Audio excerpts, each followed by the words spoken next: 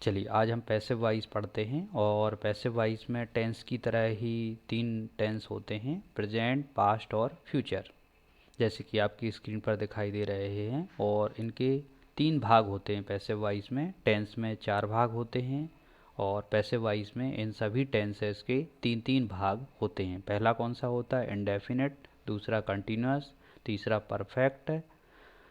और इनकी पहचान टेंस जैसी ही होती हैं, लेकिन सहायक क्रियाएँ इनकी थोड़ी सी बदली हुई होती हैं। चलो हम देखते हैं इनकी सहायक क्रियाएँ किस प्रकार होती हैं। प्रेजेंट इंडेफिनिट में कौन सी सहायक क्रिया लगाई जाती है? Is, are, am. Present continuous is, are, am और इनके साथ बीइंग का प्रयोग किया जाता है। Is being, are being, am being. और प्रेजेंट परफेक्ट में हैज़ बीन, हैव बीन का प्रयोग किया जाता है। पास्ट इंडेफिनिट में वाज वर का प्रयोग किया जाता है। पास्ट कंटिन्यूअस में वाज वर के साथ बीइंग का प्रयोग किया जाता है, वाज बीइंग, वर बीइंग। और पास्ट परफेक्ट में हैड बीन का प्रयोग किया जाता है। फ्यूचर इंडेफिनिट में विल बी एवं शैल बी का प्रयोग किया जाता है। और फ्यूचर कंटिन्यूअस के पैसिव वॉइस नहीं बनते हैं और फ्यूचर परफेक्ट में विल हैव बीन और शैल हैव बीन का प्रयोग किया जाता है। आई होप आपको ये सारी चीज़ें समझ में आई होंगी और इन सहायक क्रियाओं को अच्छे से याद करके आप किसी भी सेंटेंस का पैसिव वॉइस बना सकते हैं।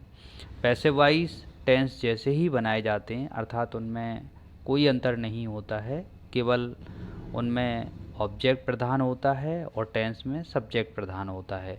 चलिए देखते हैं।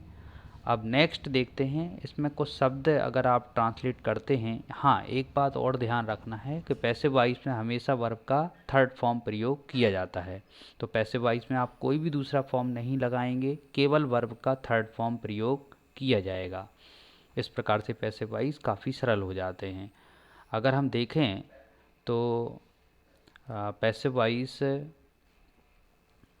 के बाद जो बहुत अधिक महत्वपूर्ण चीज़ है वह है ट्रांसलेशन में यूज़ होने वाले शब्द। जैसे कि यहाँ दिया हुआ है कि मेरे साथ को क्या बोलते हैं? With me. तुम्हारे साथ को क्या बोलते हैं? With you.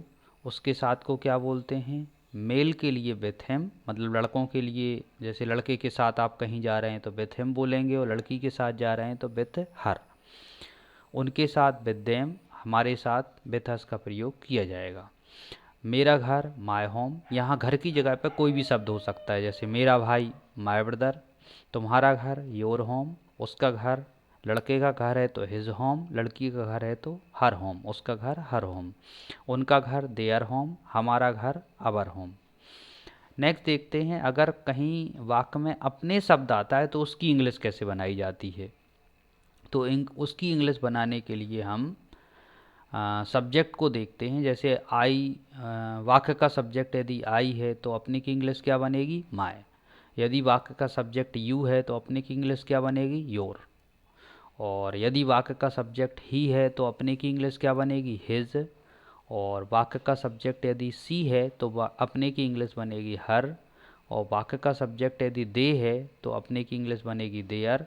वाक्य का सब्जेक्ट यदि वी है तो अपने की इंग्लिश बनेगी अवर। तो ये आपको ध्यान रखना है, अपने की इंग्लिश कोई फिक्स नहीं होती है। कई लोग अपने की इंग्लिश अवर लिख देते हैं, तो यह गलत होता है। अपने की इंग्लिश सब्जेक्ट को देख करके बनाई जाती है।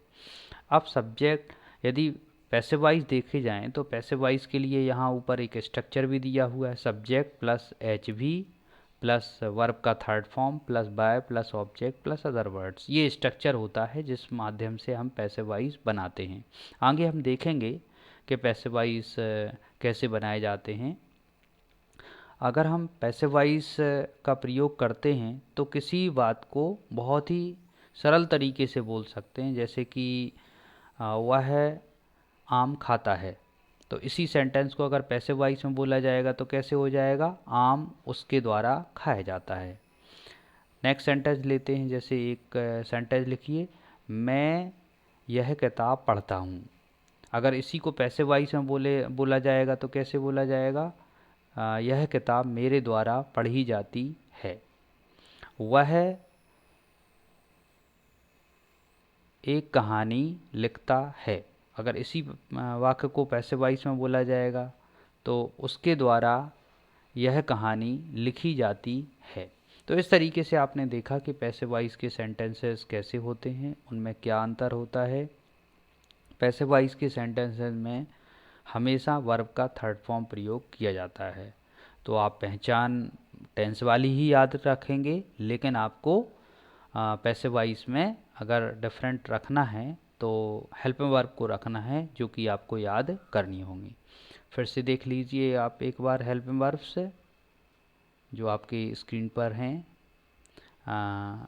देखिए अच्छे से याद कर लीजिए। Present indefinite is are am, present indefinite is being, are being, am being, और present perfect has been, have been, past indefinite was were, past continuous was being, were being, और past perfect had been, future indefinite will be और shall be. Future continuous के होते नहीं हैं, future perfect will have been और shall have been. चलिए आगे के पार्ट में हम पैसिव वॉइस से रिलेटेड एवं टेंस से रिलेटेड ट्रांसलेशन को सीखेंगे। Thank you very much. Keep your study continue.